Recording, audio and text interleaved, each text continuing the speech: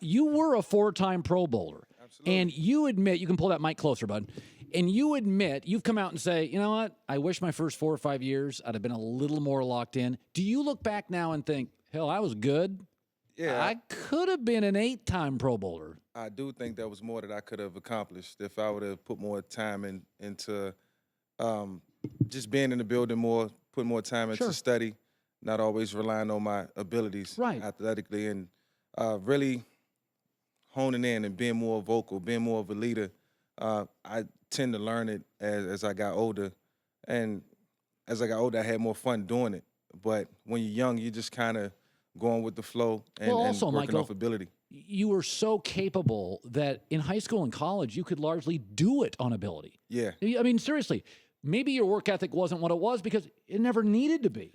Yeah, I got away with a lot. Of course. I got away with so much, and I relied on my legs tremendously. But in terms of my arm, I always wanted to ascend as a pocket passer. I always wanted to get better. I watched guys like Donovan McNabb throw the ball 30 to 40 times a game. Was he your rival? Absolutely, he was a rival. He was the guy that I had to dethrone. Really? Absolutely, to get to the Super Bowl. They always stood in our way. Philadelphia always, Eagles, and you Andy looked Reid. at him as your like Brady Rogers or Manning Brady. So Donovan was your rival. Yes, that's correct. Who was the first coach? Because you just watched Patrick Mahomes with Kansas City.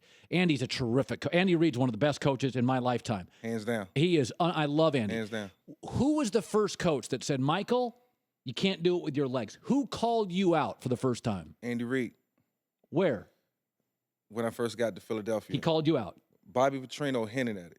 He kind of just threw little hints and tidbits at me in terms of becoming a pocket guy. And in 2007, in the spring, I was learning to become that guy that I wanted to be in terms of playing, from the pocket. But that didn't happen. So when I came to Philadelphia, Andy sat me down and said, listen, you're going to be a disciplined quarterback. You're going to learn the proper footwork. You're going to learn timing. And you're going to put it all together, and you're going to make this thing beautiful at the end of the day. And we did it. I did it. I focused in on, I spent an entire offseason on footwork, focusing on things that I didn't do as well, watched a ton of film on myself. And you said you started liking watching film. Absolutely. I learned to break it down. I learned to, find the loopholes in defenses, cover 2 defenses, cover 3s, and even though I knew it, I didn't pay attention to things in terms of how to beat it. And that's what I learned. Now, Cam Newton, the coaches have said, Carolina coaches have basically said, Cam, you're getting your butt kicked. Your mechanics aren't very good with your feet, which they're not.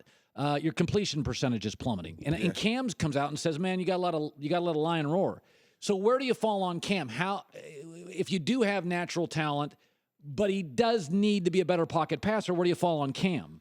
Well, I think Cam has to be Cam at the end of the day, but it's a level of precaution that you have to take if you want to play, rough style of quarterback in the National Football League. And Cam has been asked to do a lot over the last 5 or 6 years. And in terms of him staying healthy, he is the focal point for that team. He has to be on the field. That's evident. But he has to take care of himself longevity-wise. And I think Cam is starting to get that. I think people in the building are starting to get it. But it's up to Cam in the moment to really be that guy who can, spare himself. Patrick Mahomes, Kansas City drafted him. I saw Trubisky. He's a pretty good rollout thrower. Yeah. I always liked Deshaun Watson. He's got an it quality. He didn't look overwhelmed. Who was the other young guy that played? Let's see. Mitch Trubisky. Mitch Trubisky. He played. Deshaun I like. There's one other guy. Kaiser's got a good arm. That's got a great arm, good pocket presence. Okay, so Mahomes I haven't seen a ton of. I've seen a series. They say he's got the world's best arm, right? Yes. Let's cut to the chase. Let's not be too nice. Let's be honest about it. He's overwhelmed. I've seen it firsthand. Come on, Michael. I've seen it You've firsthand. been for 3 weeks I've seen Patrick Mahomes do some things that I wish I could have done with my arm in terms of throwing on the run. And I was one of the best at it, outside of the pocket, being mobile. But this kid can make some throws that is going to shock the world. And I'm so anxious to see him play down the road in the future at some point. Right now he's going through the phases of maturation and learning the system and trying to become a complete quarterback. And he has a ways to go. But this kid is going to do some special things under the realm of Andy Reid. How far, this is a silly question, but in your peak, because, it was funny with you. When you came into the league, I always said, yeah, Michael's a great runner, but I loved your throwing motion. You threw a tight spiral. Right. Like a lot of guys that Quick like release. Johnny Manziel runs. I didn't like his ball. Yeah. Cam's ball I like. Like some guy, you had a beautiful release. Yeah. Like, Thank you. and by the way, you're about 6 feet tall. You're not a huge guy. Yeah. So when it was all said and done and you were in the pocket, did you get a better high off a great run or a gorgeous deep throw? A gorgeous deep throw. And even if it was a throw that was just an intermediate throw for a first down on 3rd and 8, and you like that more than running. It was tight man-to-man coverage, and I made the right read and went to the right guy. You love that. that. My progressions. That's what makes a quarterback feel efficient. And I always wanted to feel efficient and like knowing that my coaches could rely on me to do the right things with the ball in my hands and not relying on my legs to always get the job done. Michael Vick joining us, 4-time Pro Bowler, Falcons, Eagles, Jets, Steelers quarterback. And somebody, I've said this when you're not on the air. You gave the greatest speech I've ever seen by a human being without a teleprompter or a press release. It was post-prison, and you came back, and you were so culpable for your mistakes. Yeah. And I said on the air that day at my former employer, I said, that's one of the greatest speeches I've ever seen. It was totally from the heart. You were completely authentic. Thank you. And I go back and I look at your career, and like with these young guys, when you sit down with Mahomes, what do you tell them about lifestyle and life? Not NFL. How honest are you with them when they ask? I'm very honest, and it's very rare when I get asked a question, I almost have to bring it up or wait for a moment to surface where I have to kind of chime in and say, back in my day, this is how I approached it, and this is what I think you should do moving forward, Patrick, or Deshaun, when I talked to him a couple months ago at the rookie premiere. What'd you tell Deshaun? That, the spotlight is going to be there, but it's up to him to be able to handle it and mature as a young man, a young quarterback in the National Football League, and understand the fact that he's the face of a franchise, and that means a lot.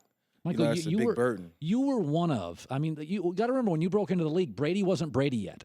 Right. Aaron Rodgers wasn't playing. Yeah. When was the first time you realized you were iconic? You were It took a while. Like, did you go to an airport, a Starbucks? Did you, you're kind of a lay low family dude. Yeah. You are. You're kind of a homebody a little bit. Absolutely. Was there a moment you were like, holy mackerel, I'm a big deal? When I went to Japan for a preseason game, and the fans was just going crazy, and I'm like, even internationally, they recognize me. They recognize my face. They want autographs. They asking about my shoes and the clothing line that I had out at the time, and they just wanted to be a part of the Michael Vick experience. And I was like, hey, man, this is pretty cool. I got to live up to this now. It was actually more pressure than anything. So the other thing, Michael, is, and you talk about this, that you really embrace leadership later. Yeah. Like, I always think it's really hard. So I'm Jared Goff, and I'm not very big. Right. And I walk into a locker room, and there's Aaron Donald, all these, Quinn. At veterans and older and all guys these guys, and I'm supposed to be the leader. Yeah. Like, when you walk into a locker room, and I'm Patrick Mahomes, and I barely need to shave, is it hard when you were with the Falcons to be like, okay, it's my city, it's my franchise, it's my team? Yeah, it was tough. I was with Tony Martin, Sean Jefferson, Jamal Anderson. He was a big Terrence deal. Mathis, Jesse Tuggle. I walked in the locker room, and these were guys that I watched when I was 14, 15 years old, and I'm looking around like I'm actually in the locker room with these guys. And Coach is actually telling me to tell them to not leave the locker room messy or ask for certain things upstairs. And I wasn't equipped for that. I wasn't ready for it. But it was a guy like Sean Jefferson who taught me how to become a quiet leader, lead by example, and then become more vocal down the road as time goes on. And as I had success on the field, proving myself that I could be the guy. And that it's great to have leaders around, man. And I think even for a guy like Patrick Mahomes to have Alex Smith is one of the biggest blessings you can ever have. Alex Smith is an interesting guy. He doesn't get doesn't get a lot of credit. Should get more. He's very hardworking and very knowledgeable about the game of football. You know another thing? Straight line speed.